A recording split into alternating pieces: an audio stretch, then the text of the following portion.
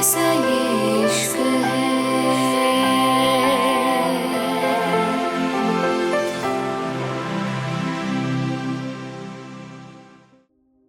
सारा की बात पे ड्राइवर धीरे से बोला, मैडम सही रास्ता है, शॉर्टकट है, जल्दी पहुंच जाएंगे। क्या आप चाहती हो आपको यहां घंटों इंतजार करना पड़े? और मैडम बारिश भी होने वाली है, ऑफिस में जाके तो कोई दिक्कत नहीं, वहां आपको सब तरह का आराम मिलेगा, लेकिन जितनी जल्दी हम वहां पहुंच जाएंगे हमारे लिए अच्छा होगा। ड्राइवर की बातें सारा को कुछ सही नहीं लगी थीं, लेकिन वो कर भी क्या सकती थी। सारा जल्दी से अपना फोन खोलने लगी थी, क्योंकि अगर उसके ऊपर कोई मुसीबत आती भी तो वो कम से कम किसी को बता सकती थी। लेकिन जिस रास्ते से वो लोग जा रहे थे वहां कोई नेटवर्क नहीं था। सारा को अब घबराहट होने लगी थी। वहीं दूसरी तरफ जिहान काफी थका हुआ घर आया था। पूरे दिन की मेहनत के बाद और एंगेजमेंट की थकान के बाद जिहान को काफी थकान हो रही थी। उसने गाड़ी की चाबी गार्ड की तरफ उछाली और सीधा अंदर आ गया। मेंशन की कुछ लाइट्स ही ओनन थी। इसका साफ सा मतलब था सब लोग सो चुके थे। जिहान की आंखें लाल हो रही थीं और उसके बाल उसके माथे पे आ रहे थे। जिहान सीधा समीरा के रूम में गया था, क्योंकि समीरा के पास ही अल्याना सोती थी। जिहान ने धीरे से अल्याना को अपनी गोद में उठाया और उसके चेहरे को चूम के उसको अपने सीने से लगा लिया। अचानक से अल्याना के दूर होने से समीरा भी उठ गई थी। समीरा को उठते देख जिहान प्यार से बोला, दी में हूं, आप सो जाइए। अल्याना ठीक है? जिहान की बात पे समीरा मुस्कुरा के बोली, अच्छा जी, इसका ख्याल रखना। आज भी पता नहीं क्यों रोने लगी थी। समीरा इतना कह के करवट बदल के लेट गई थी और जिहान का दिमाग वहीं अटक गया था। उसके दिमाग में वही सब बातें घूम रही थीं जो आज सारा ने कही थी। इसका मतलब वो लड़की सही थी, लेकिन ये कोई इत्तेफाक भी तो हो सकता है। हो सकता है ये सब उसने जानबूझ के बोला हो, लेकिन इत्तेफाक ऐसे कैसे हो सकते हैं? जिहान खुद से ही बोला और फिर अल्याना को लेके रूम में आ गया। जिहान ने अल्याना को अपने बराबर में लेटाया और ब्लैंकेट ओढ़ के उसके साइड में लेट गया। जिहान ने एक हाथ अल्याना के सर के नीचे रखा हुआ था और दूसरा हाथ अपने सर के नीचे रखा था। तभी अचानक उसके दिमाग में कुछ आया और उसने जल्दी से फोन उठाया था। बाहर बारिश तेज हो चुकी थी, बादल भी अपनी रफ्तार से गरज रहे थे। जिहान ने जैसे ही फोन उठाया, अचानक उसकी नजर जीपीएस पे पड़ी थी, जो कि लोकेशन दिखा ही नहीं रहा था। जिहान अचानक सीधा बैठ गया था। उसके दिमाग में कुछ नहीं चल रहा था। वो अच्छे से जानता था वो रास्ता एकदम सीधा था और वो हाईवे था जहां जगह जगह रेस्टोरेंट, होटल्स सब बने हुए थे। अगर गाड़ी उस रास्ते से जाती तो जरूर यहाँ शो हो जाता, लेकिन ऐसा कुछ भी नहीं दिखाई दे रहा था। जिहान बालकनी में आ गया था। शायद नेटवर्क की वजह से लोकेशन नहीं बता रहा हो, लेकिन पूरे नेटवर्क आ रहे थे, तो अचानक से ऐसा क्यों?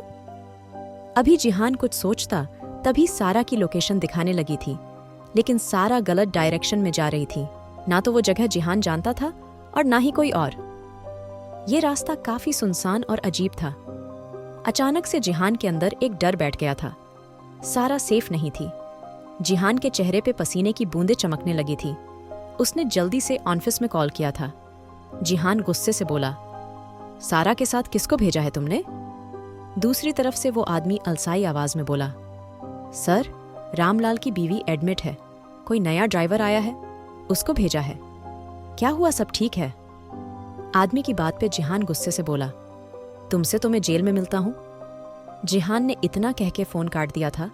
जिहान ने जल्दी से अपना कोट पहना और रियान को कॉल करते हुए बोला, अगले 5 मिनट में जहां भी हो मेरे घर पे आओ।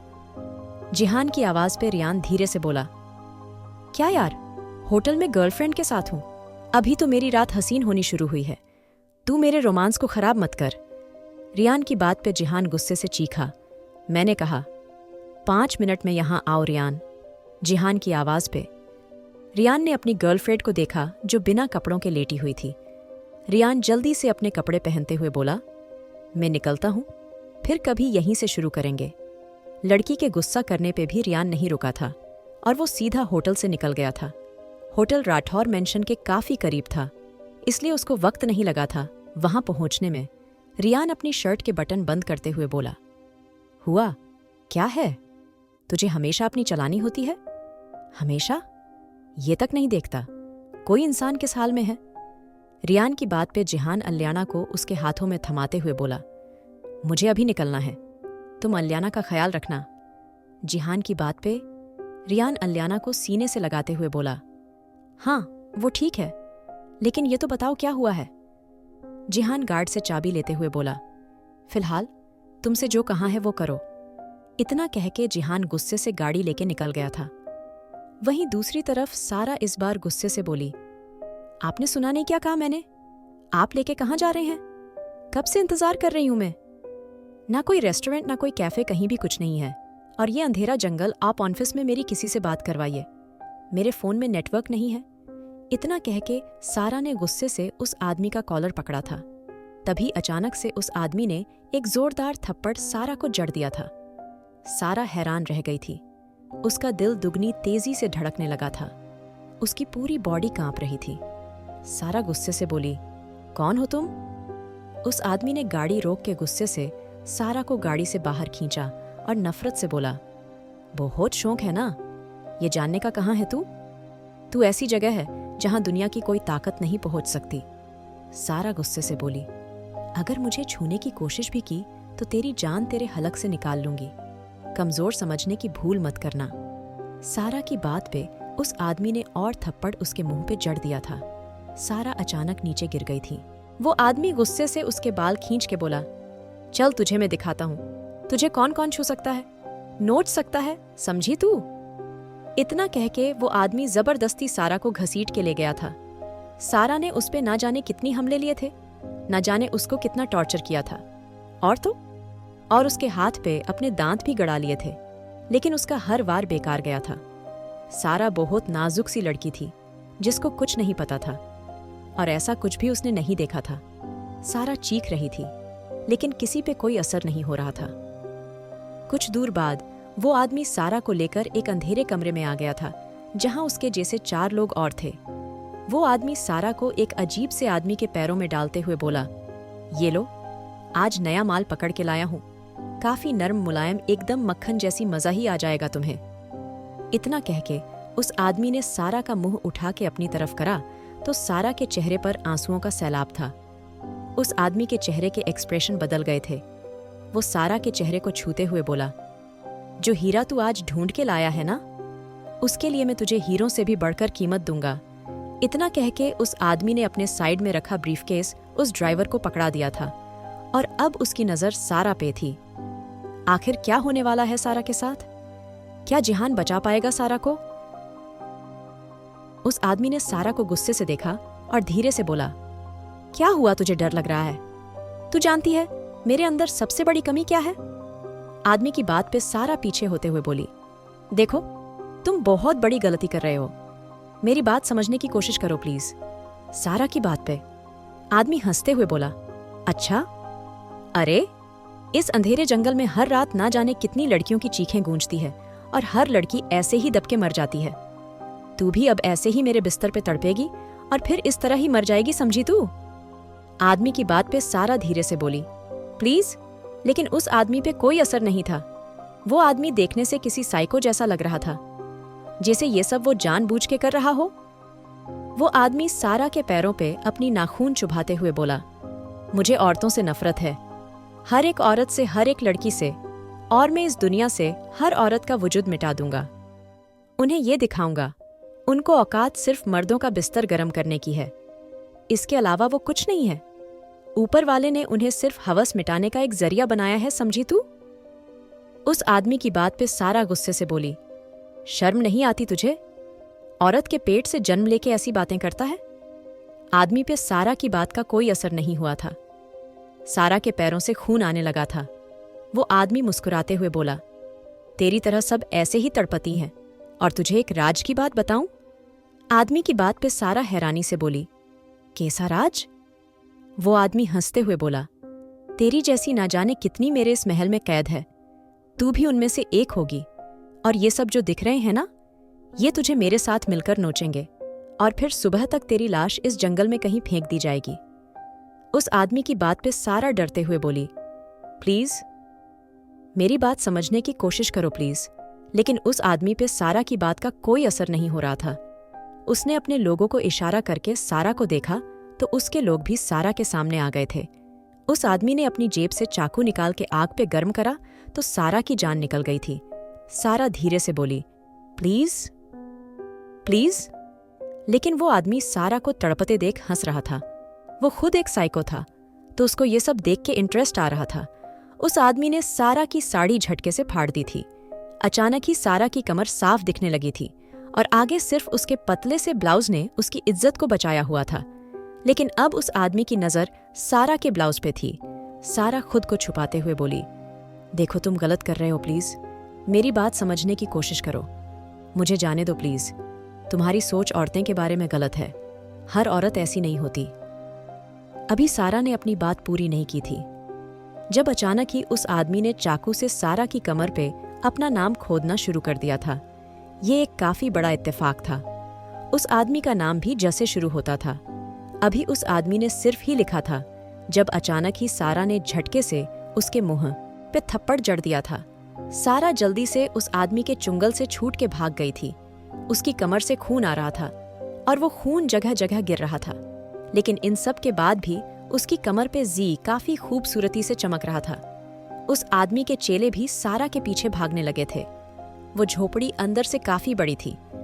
सारा एक कमरे में छुप गई थी जिसमें सिर्फ अंधेरा था। सारा एक कोने में छुप के बैठ गई थी। वो आदमी हंसते हुए बोला, क्या मेरी नाजुक सी कली तुझे लगता है तू मेरे ही ठिकाने पे मुझसे छुप जाएगी? तू भूल गई, मैं एक खतरनाक शैतान हूं। तेरे खून की खुशबू से तुझे पहचान लूंगा। इतना कह के वो आदमी धीरे धीरे आगे की तरफ बढ़ने लगा था, लेकिन उसको सारा कहीं नहीं दिखी थी। वो आदमी थोड़ी देर बाद चला गया था। सारा सुकून का सांस लेते हुए बोली, बस मुझे कैसे भी बाहर निकलना है। इतना कह के सारा चली ही थी जब अचानक उसको अपने पेट पे ठंडे हाथ महसूस हुए थे। सारा के पूरे बदन में सिहरन दौड़ गई थी। सारा की आंखों से आंसू निकल गए थे। वो पूरे दिल से हर उस इंसान को याद कर रही थी जो उसको बचा पाए, और उसमें जिहान भी था। सारा धीरे से बोली, नहीं प्लीज नहीं।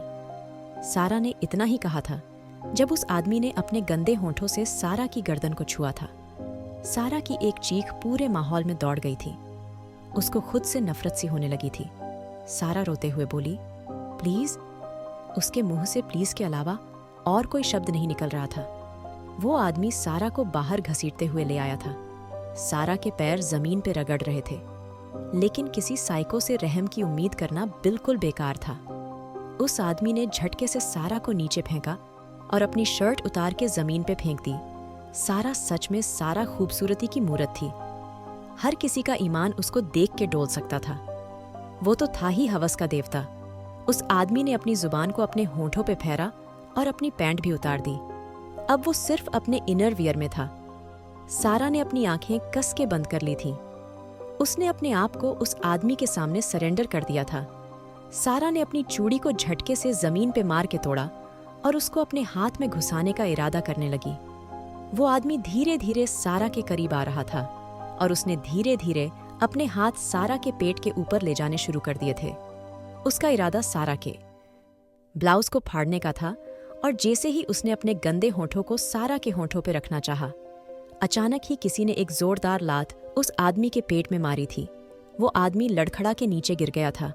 सारा की साड़ी साइड में पड़ी थी। वो सिर्फ ब्लाउज में थी। उसकी आंखों से आंसू बह रहे थे।